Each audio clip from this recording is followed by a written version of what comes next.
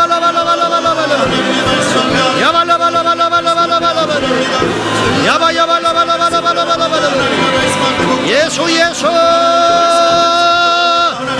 예수님이 나의 소망, 예수님만이 나의 능력이여. 우리 평강의 근원 되십니다. 두려움이 떠나가게 하시고 염려가 떠나가게 하시고 근심이 물러가게 하시며 하나님이 주신 소망과 평강으로 충만하게 하여 주십시오. 충만하게 하여 주십시오. 주여 주여 성령의 기름 부으심, 성령의 임재, 성령의 불 결코 무너지지 아니하리라. 결코 쓰러지지 아니하리라. 결코 포기하지 아니하리라. 예수 예수 이 길을 가게 하십시오. 믿음의 이 길을 가게 하여 주십시오. 아버지 하나님, 아버지 하나님 역사하여 주십시오. 주님의 영광과 능력과 권능으로 우리만 겪는 고통이 아닙니다. 나만 갖고 있는 근심이 아닙니다. 세상에 있는 모든 믿음의 형제들도 이리 고통을 받습니다. 그러나 우리는 천국에 천국에서 만나게 될 것입니다. 그러나 우리는 천국에서 만나게 될 것입니다.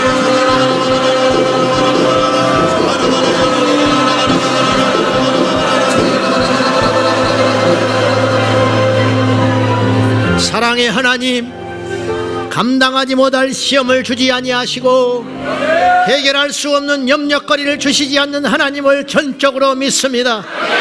주여, 부끄러워하지 말고 두려워하지도 말고 염려하지도 말고 너의 무거운 짐을 주님께 내려놓으며 염려를 주께 던지나이다. 우는 사자같이 삼킬 자를 찾는 원수 마귀에게 맞서서 하나님께 기도함으로 염려를 털어버림으로 인하여 평강의 무기를 가지고 승리하겠습니다. 이 밤에 염려하는 인생이 있습니까? 그 짐을 내려놓지 못한 인생이 있습니까? 주여, 내려놓도록 평강 임할 때까지 기도를 포기하지 아니하며 나아가겠습니다. 도와주시옵소서. 너희만 당하는 고통이 아니니라. 세상에 있는 모든 믿음의 형제들도 동일한 고통을 당하고 있으나 우리 모두는 동일한 한 곳 천국에서 만나게 될 것입니다. 주여, 그날을 약속으로 받았으니 지치지 않고 가게 하소서. 예수님의 이름으로 기도하옵나이다. 이제 우리 찬송하고 기도하고요. 기도 시작하면 입시생들은 앞으로 나오시면 되겠어요. 자, 찬송합시다. 할렐루야. 우리의 염려를 주께 맡겨드립시다. 이 말씀 붙들고 믿음으로 함께 고백하며 나아갑니다.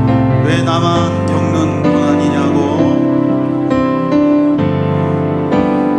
왜 나만 겪는 고난이냐고. 불평하지 마세요. 불평하지 마세요. 고난의 대변에 있는 주님이 주실 주고 미리 보면서 감사하세요. 너무 견디기 힘든 지금 이 순간에도, 견디기 힘든 지금 이 시간에도 주님이 일하고 계시잖아요. 남들은 지쳐 앉아 있을 지라도 당신만을 일어서 우리 고백합시다. 믿음으로 힘을 내세요. 힘을 내세요. 힘을 내세요. 주님이 손잡고 계시잖아요. 주님이 나와 함께함을 믿는다면 어떤 역경도 이길 수 있잖아요. 나갑시다. 왜 나만 겪는 고난이냐고, 왜 나만 겪는 고난이냐고. 불평하지 마세요. 고난의 대변에 있는 주님이 주신 아멘 아멘. 미리 보면서 하나님의 믿음의 눈이 열리게 하여 주시옵소서. 너무 견디기 힘든 지금 이 순간에도, 아멘. 힘든 지금 이 시간 우리 주님께서 주님이 일하고 계시잖아요. 남들은 지쳐 앉아 있을지라 우리 믿음의 손을 들고 당신만 하나님 그렇게 하겠습니다. 하나님의 말씀 앞에 아멘 하겠습니다. 힘을 내세요. 힘을 내세요. 주님이 손잡고 계시잖아요. 주님의 나와 함께함을 믿는다면 어떤 역경도 이길 수 있잖아요. 힘을 내세요. 힘을 아버지 그렇게 하겠습니다. 내세요. 주님이 손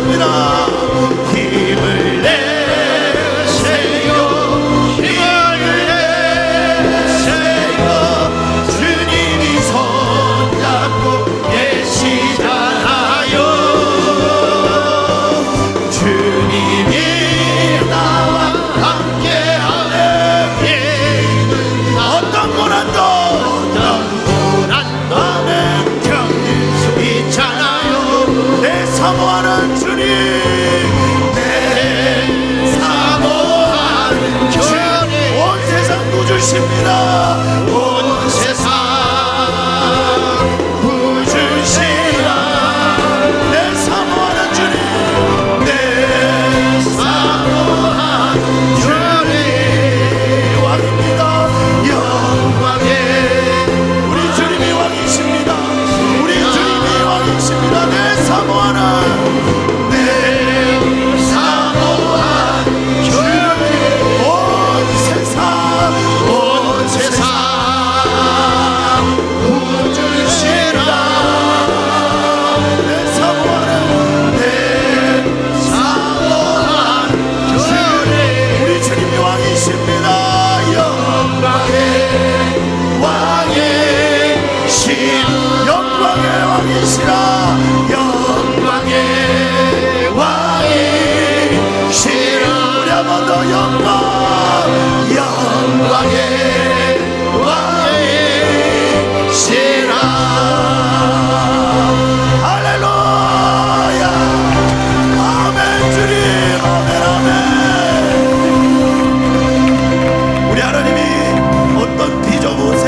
크십니다. 우리 하나님이 어떤 염려보다 크십니다. 우리 하나님이 어떤 문제보다 크십니다. 그 주님께 손을 드십시오. 그 주님을 붙드십시오. 하나님, 오늘 이 밤에 주님 믿고 일어나게 하여 주시옵소서. 나의 모든 낙담보다 염려보다 불신보다 더 크신 하나님의 은혜와 성령으로 찾아와 주시옵소서. 믿음을 부어 주시옵소서. 주여, 삼자오 동서로 기도합니다. 주여